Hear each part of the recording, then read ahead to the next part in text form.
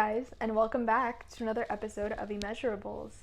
Thank you guys so much for your support as I try to rebrand Immeasurables and make it into what I want the world to see and how I want to change the fashion industry for good. If you don't know about my rebranding, I highly recommend you go back to episode 0, season 2, episode 0.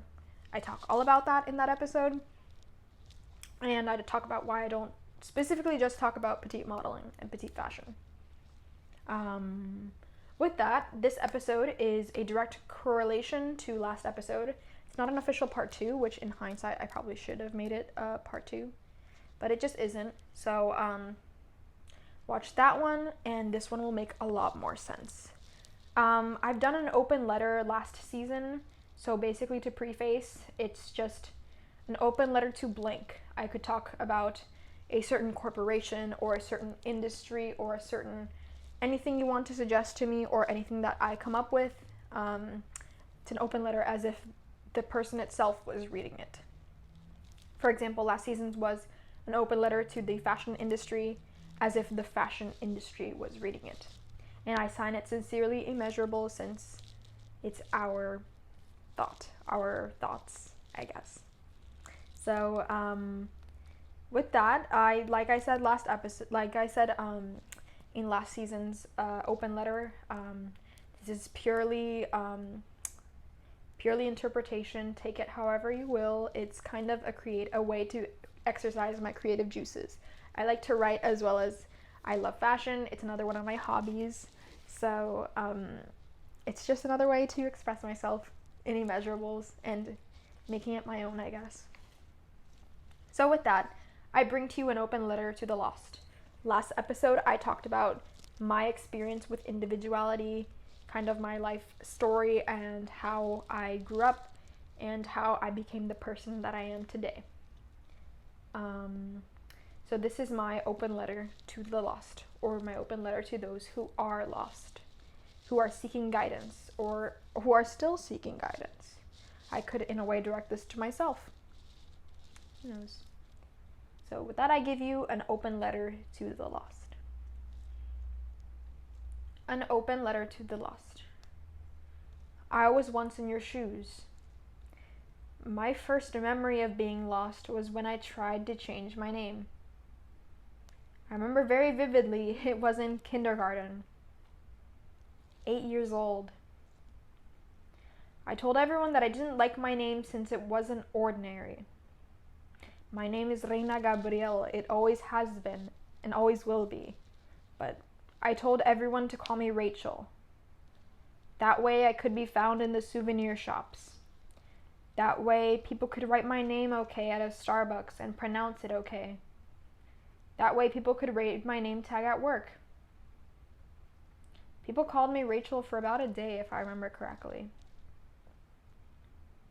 I didn't process it then, since we were innocent children, but I'm seeing it now.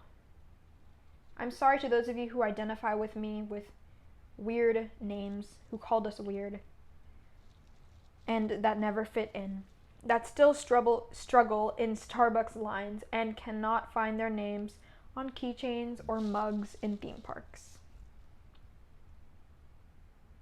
Children can be so mean. I got told once that I was acting too Spanish and to dial it down. Another core memory cemented into my youth. I'm sorry to those of you who share similar stories with me. So I changed again. Frankly, like I said, I don't think about it much now since we were innocent kids and no kid means what they say. But it kind of still resonates with me to this day. Back in middle school, I learned about trends. You guys know how much I love trends. It was cool to have trends, to follow trends, and to be trendy. If you didn't have the trend, you weren't cool, they would say. I remember spending so much time, money, and effort to try to appear like the Tumblr girls that were popular when I was in middle school. I say that with quotations. a tiny voice in the back of my head would always ask myself, why? Why do I have to change? Nevertheless, I ignored it. My freshman year of high school. My first transition into a big school was high school. A small fish in a big pond can be pretty intimidating since I had grown up with the same kids all my life. So I tried to fit into the cool kids, and I tried to immediately adapt to their standard.